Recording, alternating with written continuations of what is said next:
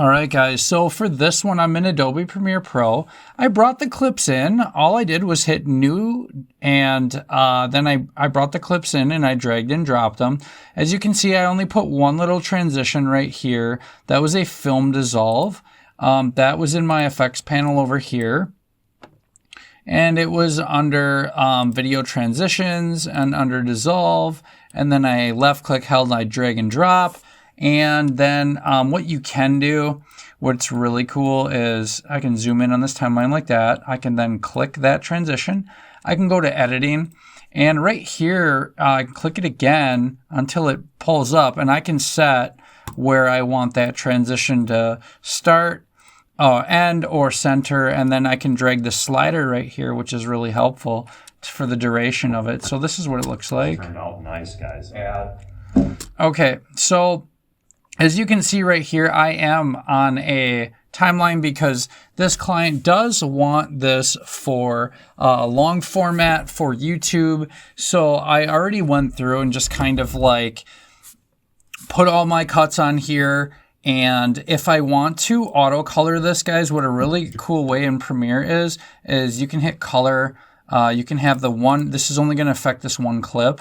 And then you can hit this auto color right there. And just east bedroom. Now I don't like what that's doing, so I'm just going to click reset.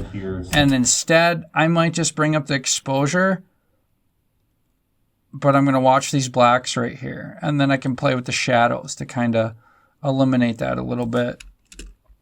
And now let's just go with an even number. So 54, and then we'll just go 1.5 right here. And I can go through then and click this and then type in this other box, 1.5 and 54. But then I just kind of want to check it.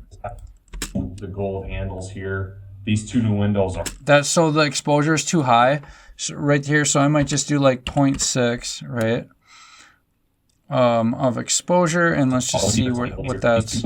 So it gets really bright. So I might actually just keep this at 0.3 and go half of that. You know what? I don't even like that. So let's just go 0. And what we're noticing here is it's probably the shadows. Yeah, it was the shadows. So we just want to kind of go through every clip. So remember right here, this is dark. And that's because I don't have another light source on my camera, right? But right here,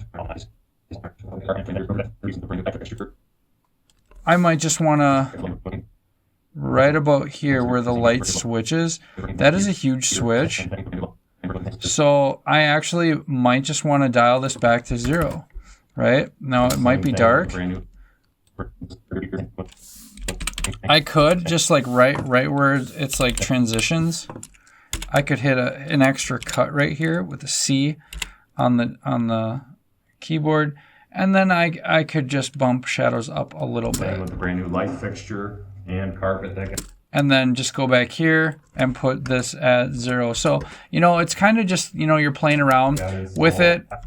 Here. And then in some points, like, I might want to hit auto right here and see what happens here. Okay, you see this right here, this grain? We don't want that. I'm just going to click reset. I'm probably just going to bump up the shadows for this clip. And that's already going to make it a lot better. These edges will get trimmed out to match the existing trim that we have. And we will be good. You know, so, and all this could have been controlled better if I would have had a light on top of my camera or a light in the room kind of pre-set up. But since we're moving around, I had this camera on this gimbal right here, this Ronin gimbal. But otherwise, some people might look at this footage and be like, oh, it's too damaged, it's, you know, whatnot. So the very next thing I would do is, you see these lines right here? I'm going to go clear in and clear out. But, so I'm going to want this clip from right about here. And this is mark in. And I want it to right about where he walks out. And right about there. Okay, so this marker now, when I go to hit export, the very next thing you're going to want to do is you can either export the whole clip, but if you want just the audio, you would come down here and you would go MP3. Okay, so I'm going to run you through the sequence. because I'm going to show you how to master audio right here, which is really good. I'm just going to call this audio 3. Then you want to make sure the source says source in to out. And then if you can bump this up to 320, that's perfect. And you are good to go. These are all the settings you need. I'm going to click export. This is going to go right here to my Ben Myers. And then I'm going to show you this website and the difference between the audio. Okay, so this very next site, you'll just need a Gmail account. But as you see here, I'm going to go up and pull this up. We are in Auphonic. Okay, right here, it's a free account. You get 2 hours so far every month. And then if you run out of time, what you can do is you can just create another Gmail account and go through again, honestly. All right, so why this is important for you guys is because in my previous trainings here, I did not go through and show you how you could master audio in a couple clicks. So you could do voice cleaner, keep music, voice cleaner, remove music. This also removes sound effects, voice cleaner and remove breathings, adaptive leveler, keep noise, which is nice. And also voice cleaner and keep music is nice. So just play around with the settings you like, but I do prefer the keep music one and then just start production. Okay. And this is just going to take a minute. And then once I drop this on the timeline, you are going to hear the difference immediately between this. I'm actually going to move because I'm recording the audio in this app on my phone called Dolby On, DOLBYON. It's a free app. I'm going to put this closer to the speaker down here because the actual audio on here with the microphone will give it an echo. All right, so I'm going to hit download, and I'm going to bring this into Premiere Pro, and I'm going to hit import, and I'm just going to go find it. Now it went to my downloads, so it's here, rename, audio. Okay, let's just give it a different name, and let's just pull it up. All right, so now I just file imported, and I'm going to drop it, and first I'm going to match it. I'm going to make sure it's spot on. So how you do that is you just make sure it's... So it's a little off. Last. As you can tell, it's a little off. So I'm going to left click hold and see if that works better. And then in the last. It's a little ahead now. And then in the last. Still a little off. And then in the last east bedroom. So it's pretty close, but it's still not an exact match. That's bedroom here, same thing with the... That's what you want, right? And then now here's the difference. I'm going to mute the new audio we did. Here's the existing audio. Last east bedroom here, same thing with the brand new light fixture and carpet that got installed. Okay, now we're going to listen to the new audio. Here, same thing with the brand new light fixture and carpet that got installed. This turned out nice, guys. Add the gold handles here. Now, with this one, it works too good. It did take out some background noise of the guys working, and we do want that. This is what I might do. I might do this, and then I might just turn this audio down like 5.8 decibels and kind of see what that gives us along the whole timeline here. And now I'm going to show you how to make this real right after this. So let's just go right here. All right, now let's see if that kept the background noise. East bedroom here, same thing with the brand new light fixture and carpet that got installed. This turned out nice, guys. Add the gold handles here. These two new windows are also brand new. So now it did keep some of the background noise. Okay, I'm very happy with this. I'm going to highlight this whole thing. And normally I wouldn't keep this audio right here, the one we already used. I would just use the green level, but because it did get rid of some of the background noise, I don't really prefer that. Now over here, as you can see, this is a setup for Reels. How I set the sequence, I went to File, New, and then I went to Sequence, and then right here. Now you can just don't go over. If you're at 60 frames per second, don't go higher. Okay, don't go higher than your current frame rate. You can always drop, but you can't You can't go higher because that's just, it'll add clipping. And then you flip this aspect ratio to this 1080 to 1920. And when you hit OK, it's going to open a new sequence. Okay, I'm going to go back to the other sequence. Okay, it's this one right here. I will actually delete this. And since I copied it, and I'm just going to hit Control V in the keyboard or paste it. And there it is. I'm going to make sure it still matches. Then in the last. So then right here, I would highlight this as I notice this starts out here. And I would just drag that out. And all that does is expanding the clip. And now if I wanted to, anything I want to affect, I could nest this whole thing. Meaning, okay.